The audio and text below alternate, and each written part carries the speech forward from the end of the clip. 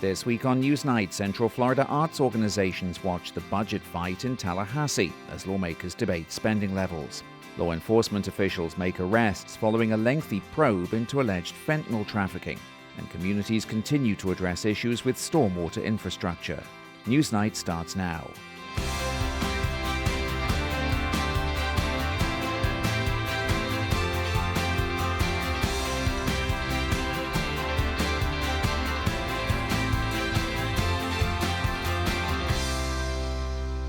Hello, I'm Steve Maud. Welcome to Newsnight, where we take an in-depth look at the top stories and issues in Central Florida and how they shape our community. First tonight, Central Florida's arts community. The Orlando Fringe Festival has been taking place in recent days and runs through Memorial Day. These are some pictures from this year's festival, by the way. Last year, the Orlando Fringe and others drew attention after Governor DeSantis vetoed all grant funding for arts and cultural groups throughout the state. The governor cited adult content at fringe festivals as a reason. The move prompted a cash crunch for arts organizations, which have been scrambling to secure other revenue sources and press the state to put funding back in the 2025-26 budget. Well, there looks to be money in that budget, but as we know, there's great uncertainty over the amount lawmakers will set aside as the House, Senate, and the governor clash over spending and taxes. In addition, there are new concerns over the future of tourist development tax revenues and that the scoring system the Florida Division of Arts and Culture uses to recommend groups for funding might lead to fewer organizations qualifying.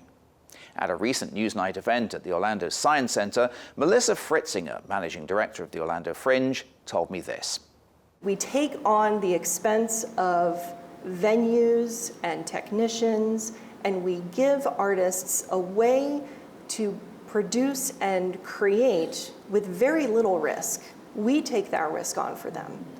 And when they're able to do that, that's when art just explodes. It just is created. And when you talk about the folks that are, in Tallahassee, in Washington, D.C., and they are making these decisions about people's livelihood and how impactful that is for everyone that lives in this country and worldwide, it's so frustrating that they don't see the benefit. And so telling those stories and making sure that we are talking to the right folks about why it's important is the burden that we bear. Corporate sponsorships are one of those things that a lot of organizations are seeing kind of going by the wayside because of the diversity and the inclusion and that kind of thing. So you find corporations are adjusting their behaviors because of that? Yes. Yeah. Oh, and that's not just us here in Central Florida. It's being done all over. So that is one of those things that we are keenly aware of. But we are really looking at cultivating the relationships that we currently have, and our private donors have really stepped up for us because they believe in who we are, they believe in what we are doing. Because of our freedom of expression, we give everybody that platform to come out and express, say who you are, do what you want to do. And because of that, we've gotten a lot of private donors. Melissa Fritzinger there from the Orlando Fringe. A quick note, we are recording this program on Thursday morning, so things can change by airtime. Well, let's bring in our panel now to break it all down. Joining us in the studio this week, Catherine Silver. I know you're really busy from News 6, so thank you so much for coming in today, Catherine. Glad to be here. Thank you for having me. Always good to see you here on the program. Nick Jorgudio from the Community Paper. Good to see you, Nick. Thanks as ever for coming on today. And Talia Blake from Central Florida Public Media, morning host over there. Thanks for coming in, Talia. Thanks for having me. Good to see you. Catherine, let me start with you first off, big picture. News 6 has been keeping an eye on the broader budget impasse, which of course all this goes to in Tallahassee. Do we have an idea of where things stand at the moment? Well, we really are at a standstill at the moment. We know we're heading into a holiday weekend. We've seen memos from both the House and the Senate that lawmakers will not be back in Tallahassee discussing this budget until after Memorial Day at the earliest. And from what we've heard, both publicly and behind the scenes, there is still a lot left to negotiate. Yeah. How are arts organizations viewing these budget discussions? Cautiously optimistic is kind of the sentiment I've heard. Yeah. You know, last year, no funding. This year, they're just glad to kind of be part of the conversation, but there's still a lot of concern. They're cautiously optimistic. Yeah, there seems to be a discrepancy between the House and the Senate. There's more money for the arts on the Senate side, for sure. The Orlando Fringe, Nick, which is happening right now, was kind of central to that debate over arts funding last year.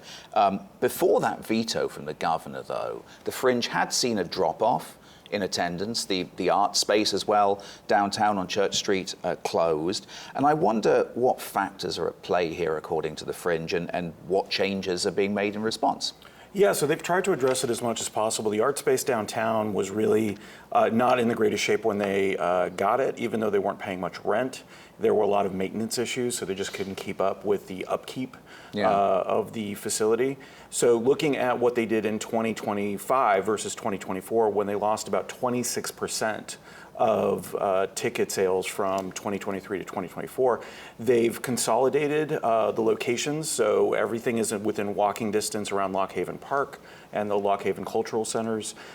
They have actually eliminated some of the shows, which seems counterintuitive, but when you go from 140 shows, maybe too much potential for overwhelming audience and participation, down to 110, that helps as well. Matt Palm from the Orlando Sentinel wrote a really good story about all the different changes they're making in order to help bring people back to the Fringe Festival and to a very important economic driver in Central Florida. Yeah, it's certainly a balancing act for many arts organizations, including the Fringe. News 6 has reported that arts groups say that Orange County has stepped up a lot to fill in the void that's been left in state funding, just in general, since last year's veto. But a lot of that money for the arts, right, comes from tourist development tax dollars. And I know that all of our newsrooms have been covering this discussion about what should happen to TDT revenues. The future of that source is certainly uncertain. Yeah, absolutely. And we've heard from local arts groups who say it could be a crisis for them. I mean, we know this year there was about $30 million of those tourist tax dollars that was funneled into groups like the Philharmonic, the Winter Park Playhouse. Yeah. When you look big picture, last year there was about 350 million TDT dollars in Orange County. So that 30 million that goes into those smaller arts groups is a small piece of that full amount, but for their budgets, it's huge. I mean, in some cases, 15% of their budget comes from a TDT dollar. So if they have to reform, it's going to be a big change moving forward. And of course, just to remind viewers, of course, the governor and legislators are looking at possibly tapping those tourist development tax dollars to go for property tax relief. Local governments fund the arts, I guess, in part, Nick, because, as you alluded there, the economic impact is substantial.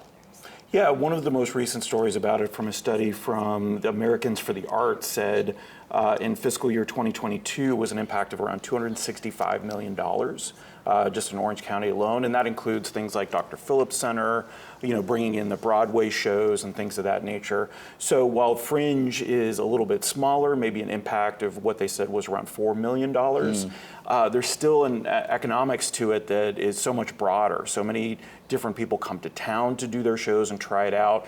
It's the beginning. It's the oldest Fringe festival in the U.S. The oldest. Yeah, that's surprising. I didn't Fringe realize festival. that. Yeah, and it's the beginning. Tampa and Orlando are the beginning of the Fringe circuit for a lot of performers, including performers here in town. They spend the summer going up the East Coast through Canada, all the Fringe festivals down through California at the end of the summer.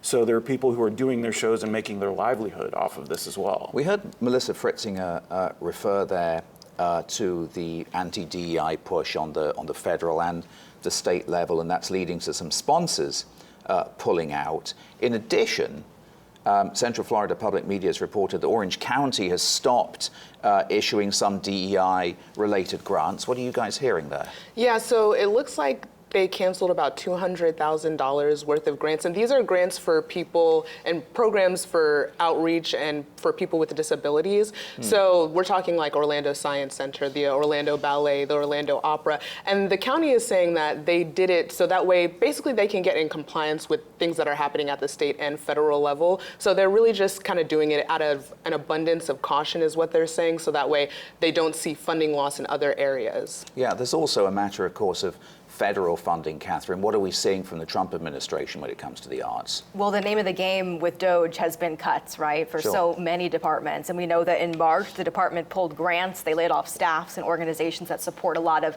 these state councils that in turn support our local museums, libraries, and groups like that. Florida Humanities, we know, for example, was set to receive just under $2 million before their funding was pulled. So there certainly is a trickle-down effect here. Yeah. So even though we may see some funding in the state budget this time around, still a lot of uncertainty for arts groups in our community. We'll put a link to the Orlando Fringe on our website. You'll also find the full Newsnight Conversations episode on arts funding that we did at the Orlando Science Center in April. It's all at wcf.org/Newsnight. Okay, next tonight, could there be a viable third party or independent candidate in next year's Florida gubernatorial race? Former Democratic State Senator Jason Pizzo says he plans to run for the state's top job with no party affiliation. And Florida trial attorney and one-time donor to the Democrats, John Morgan, has teased a potential run under a third-party banner. Meanwhile, former Republican Congressman David Jolly is said to be weighing a run for governor as a Democrat. Newsnight asked political scientist Michael Binder about it all this week. As you get more candidates, you get more uncertainty. It looks like there's going to be a Democratic candidate. Democrats are really strong at nominating former Republicans as their party nominees, which, as we saw in 22, doesn't always lead to good turnout for Democrats. But if you throw in a third-party candidate like a John Morgan, somebody who's got some name recognition across the state, and somebody who has a giant checkbook to really bolster their campaign efforts, you would imagine that it would chip away not only from the Democratic vote, but from some Republicans as well that are maybe a little bit disillusioned. But if you're looking for John Morgan to win, that is really, really a steep hill to climb, and it would take a real confluence of events for something like that to actually come to fruition. But he could certainly run and wreak havoc. Michael Binder there from the University of North Florida. Okay, Catherine, News 6 spoke with John Morgan just this week. What did you guys learn? Well, when we have spoken to him, he's, of course, reiterated that wish for a new political party in Florida. A lot of times he talks about extremes and how he wants to find middle ground because so much of the political landscape right now is either far left or far right. So his intention is really to find that more central alternate group for people, and that's what he said he hopes to be able to do. And that's something we've heard also from Jason Pizzo, the former Democratic Senate leader, and of course John Morgan has said he thinks that Jason Pizzo is making a mistake by running as a no-party affiliation candidate. Morgan has a long history, Nick, right, of political activity and taking positions on issues in Florida. Yeah, so he's had a brush with running in the past, but this is probably his most serious initiative so far. He really gets behind candidates in the past up until around 2017 when he left the Democratic Party.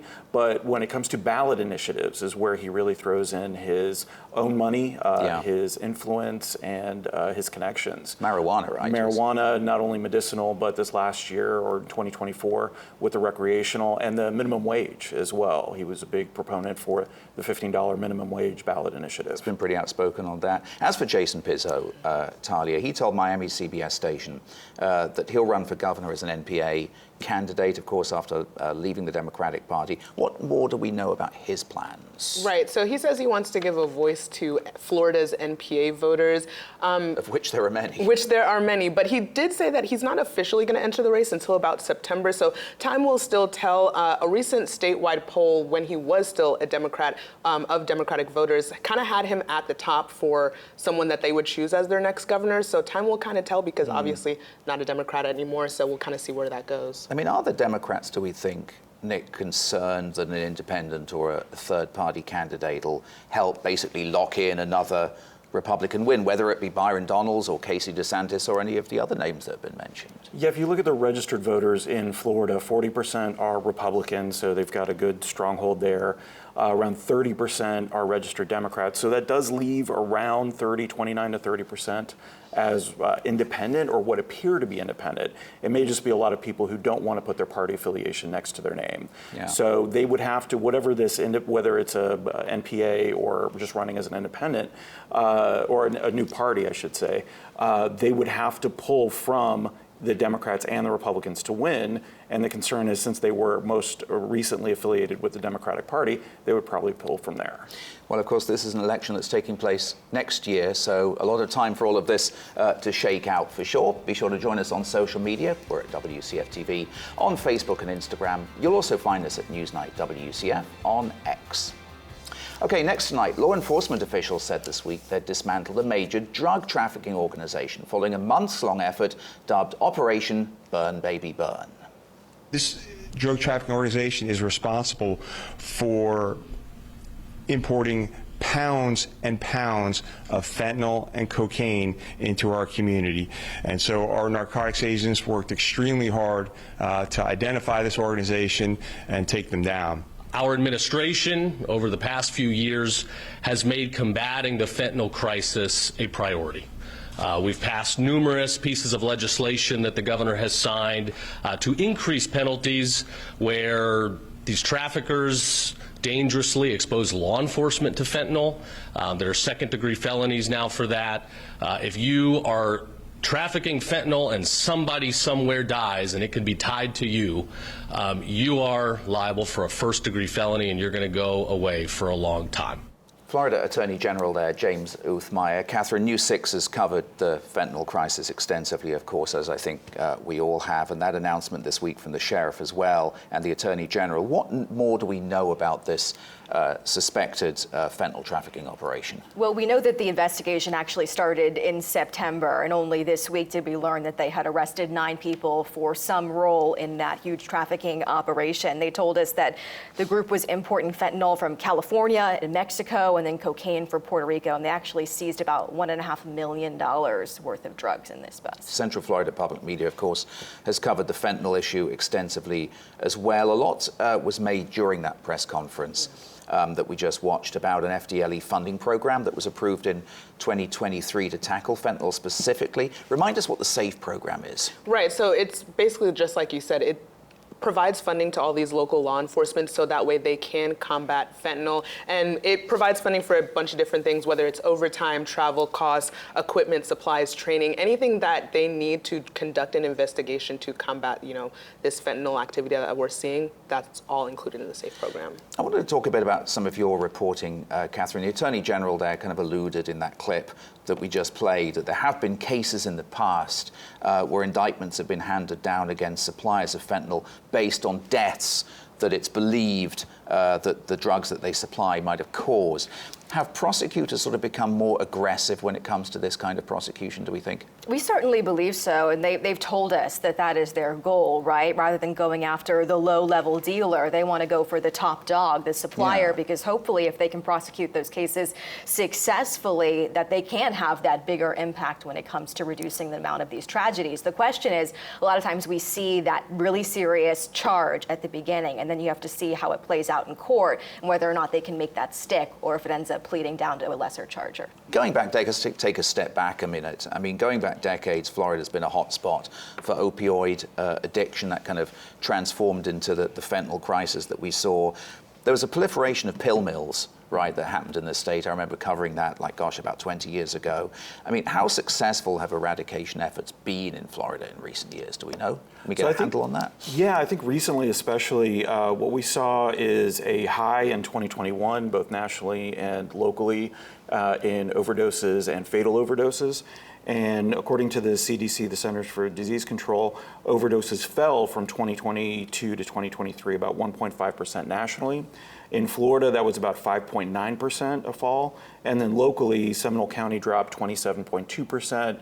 Orange County dropped around that average of 6%. Osceola County saw an increase, but overall they're seeing a decrease in overdoses and overdose fatalities. Here's a pretty significant decline, isn't it, Catherine? I mean, I know that certainly it seemed like a few years ago we were covering the opioid crisis particularly extensively. That seems to have faded away a little bit. Yeah, especially in Seminole County, which is one of the areas I spend a lot of time there. I live there, I speak with the sheriff, and he has made it his mission there to really go after this. And I mean, a lot of times when we speak to him and other entities as well. I think Narcan plays a huge role. They are always pushing that and reducing the number of deaths. The overdose reversal drug, that's right. Just last month, the governor signed a bill into law, right, Talia, that requires fentanyl testing in hospitals in overdose cases. That's going to come into force on July 1st. How will that work? Right, so this is known as Gage's Law, and basically hospitals will have to include fentanyl in their standard drug screening for panels for patients who show signs of overdose already. And if fentanyl is detected, they have to do a confirmation test, and then they also must document this in the patient's records. This is named after a Florida man, Gage Taylor, who died about 3 years ago after unknowingly consuming a substance laced with fentanyl. They thought he was just going through a regular overdose. Turns out there was fentanyl in his system. So this is kind of like a safety net for people who might be experiencing overdose to kind of get that extra step and get that test. And then Narcan can be administered because, of course, a lot of drugs now, street drugs, are laced with fentanyl, so that can cause a real problem in the hospitals. We'll put a link up on our website to the Florida Safe program page. You'll also find it at WUCF.org/Newsnight. Okay, finally tonight, stormwater infrastructure. In Oviedo, the City Council this week voted to borrow $9.5 million to address stormwater issues. Residents in Oviedo have already seen a rate hike to pay for improvements. It joins other cities throughout the state that are taking steps to mitigate flooding during storms. And News 6 has been covering this story extensively, particularly you, Catherine, there in Seminole County. What did we hear from the council in Oviedo this week? Well, they did decide to go ahead and borrow about $9.5 million that will go towards addressing what they say. They have a list of 88 different stormwater projects. I mean, that's a lot of infrastructure work to do in across a relatively small county. Exactly, especially Oviedo, right? Those are some of our smaller cities in Seminole County. So basically, the action from the council this week was the final step. They had already passed that stormwater hike earlier this year. This is part of that. This is the amount of money they needed to borrow to address all of those projects now at the same time, rather than trying to wait and prioritize certain things now and making other people wait.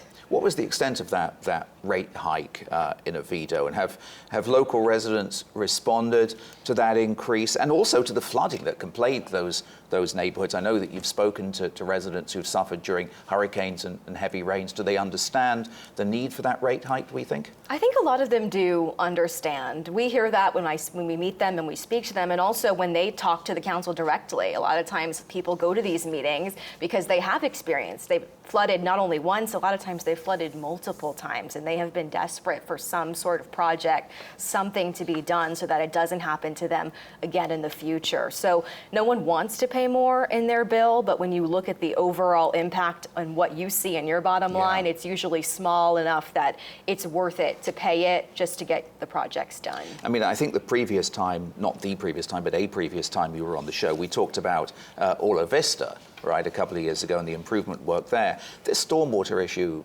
isn't unique to Oviedo, right? I mean, this seems to be something that affects not only our region, but the whole state. Yeah, we saw it in Oviedo, we saw it in Winter Springs. You mentioned Orla Vista, where they flooded during Irma, they flooded during Ian. These are people who lost everything, not once, but at least twice. And they were just begging Orange County to please do something. Finally, they did get that project funded, where they ended up being able to increase the capacity of a lot of the retention ponds in that neighborhood, so that hopefully the next time a major storm comes, it'll be able to handle it. And of course, funding is always an issue. Are there other places that are currently looking at stormwater fee increases to make improvements? Yeah, Orange County is actually considering it right now. The county passed an ordinance back in like the 90s, and residents haven't been paying stormwater fees since then, but they did a big stormwater fee study, and they've been looking at projects that they can get done. As they move into phase 2, they're looking at charging stormwater fees now, so that way they can get these projects paid for. Something that's been floated around is maybe like $100 per household through some type of tax, but they're still kind of figuring that out. Interesting. Lots of things to be worked out there. I mean, there have been stormwater works in some downtown neighborhoods that you cover, Nick, particularly Wadeview Park, just south of downtown Sodo. Residents in those areas say that work itself can be a source of issues. What have we seen there? Yeah, so they have to do the work in order to get the stormwater to go elsewhere, but then work around them, whether it's construction on Orange Avenue that's been going on for a while. First it was, I believe, OUC was working down there, and then FDOT was working down there. Everything is interconnected as far as a lot of the lakes and the other waterways go. Yeah. So that construction there, even though it's not right next to the neighborhood, may affect flooding in that area, and that's what the neighbors, or the residents of that neighborhood are saying. I mean, you mentioned more than 80 projects identified in Avida. What does that work look like? Well, now that they have it funded, they will start looking at, you know, what are the priorities, what can they do? When I spoke to the mayor this week, she said, you know, a lot of times if they had not funded this, they would have to say, okay, you get to flood now, you won't flood later. And instead of having to tell people that, now they can actually start doing the work. So the first step was the money, and now the construction will And of course, you cover a lot of the news up there in Seminole County, and that was one of the areas that was particularly hard hit, for example, after Hurricane Ian. I guess that really taught us, didn't it, that it's not just those coastal areas in our region that are at risk. It can be a lot of inland areas, like the areas that you cover. Yes, I've spoken to insurance experts after Ian who said, you know, Florida is a flood zone. So I Yes. think Ian was a worst case scenario. It was a lesson for a lot of people that they learned, that hopefully they can make decisions moving forward to protect themselves. And we've seen particularly, and I think this was another thing that that recent hurricane seasons in our region have shown, is that low-income areas can be particularly affected, and that's we've seen that play out. And we have, and it's really disheartening to some, because when they do get flooded out, whether it's once, twice, or 3 times, as she mentioned, you know, where's the money coming from to pay for that? Insurance is only going to cover so much. FEMA funding is only going to cover so much. And with FEMA funding facing a risk in the coming years, who knows if that is still going to be available for some people. And I was even talking to one source one time who said, if the rain or the flood waters came close to your door, your house could flood in the next year or so. So it's something that everyone could be affected by. Well, we'll see how things play out this hurricane season. Just to let you know, we'll be talking next week about the official opening of Epic Universe, which is taking place as we record this program right now, and the U.S. Supreme Court decision on temporary protected status for Venezuelans. We'll hope you join us for that conversation. But that is all the time we have for this week. My thanks so much to Catherine Silver from WKMG News 6. Thanks so much for coming in, Catherine. Thank you. Good to see you. Nick Jorgodio from the Community Paper. Thanks for being here, Nick. Thanks. And Talia Blake from Central Florida Public Media. Thank you all so much for being here. Really good conversation today. Good to see you all. We'll see you next Friday night at 8:30 here on WCF. From all of us here at Newsnight. Take care and have a great week.